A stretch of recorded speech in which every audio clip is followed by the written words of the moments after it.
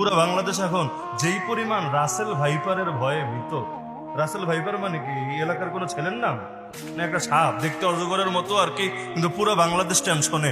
এখন নাম চেঞ্জ করে দিলে টেনশনে তো পড়বেই আর কি। এখন 2 দিন আগে নাম ছিল চন্দ্রবোরা। চন্দ্রবোরা ছোটবেলা থেকে আপনারা অনেকে হয়তো দেখে এসেছেন, নিজেরা পিটিয়ে মেরেও এসেছেন, মেডিকেলে গিয়ে খোঁজ নেন, ডাক্তাররা ট্রিটমেন্টও করে দিয়েছে। তো এখন নতুন করে নামটা একটু আপডেট হয়েছে আর কি, চন্দ্রবোরা আপডেট ভার্সন নাম এটা এসেছে রাসেল ভাইপার।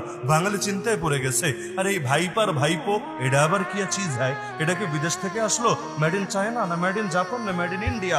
বহুত টেনশনে। আর গুজববাজরা তো বসেই আছে, কারণ এগুলো যত মার্কেটে ছড়ানো যাবে, সিলেটের বন্যার কথা মানুষ তত বলে থাকবে, ব্যর্থতার চিত্রগুলো তত ডুবিয়ে রাখা যাবে, আর আলেম ওলামার উপরে যত জুলুম হয় এগুলো তো সব মিছে যাবে। ফিলিস্তিন নিয়ে, ধোকা খোলা নিয়ে মানুষ বহুত আন্দোলন করছিল, ওই সেন্টিমেন্টটা ঘুরিয়ে দেওয়া যাবে। কারণ আজে বাজে পুরো দেশ ডোবে পানিতে। এই যে আমি সিলেটে যেহেতু বাড়ি, ঈদের দিন ঈদের নামাজও পড়াতে যেতে পারি নাই, 10 কিলো রাস্তা, 14 কিলো রাস্তা, এমন পানি, সুবহানাল্লাহ।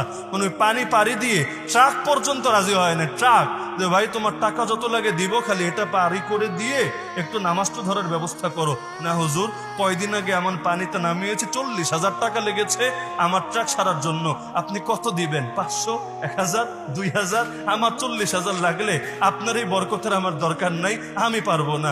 ঈদের নামাজই শেষ, এরপর তো পুরো সিলেট ভাসলো আর ভাসলো। তা আমরা থেকে টেনশনে, আর মানুষ থাকে রাসেল ভাইপার নিয়ে। তো যেই পরিমাণ টেনশন থাকে গুজব ছড়ানো রাসেল ভাইপার নিয়ে, এর 10 ভাগের 1 ভাগ ভয় যদি থাকতো হিন্দুত্ববাদের আগ্রাসন নিয়ে, নাস্তিক্যবাদের আগ্রাসন নিয়ে, কাফের মুশরিকদের ষড়যন্ত্র নিয়ে, আল্লাহর আযাব আর গজবের ভয় নিয়ে, আজকে হয়তো বাংলাদেশের চিত্রটা আরেকটু ভিন্ন হতো।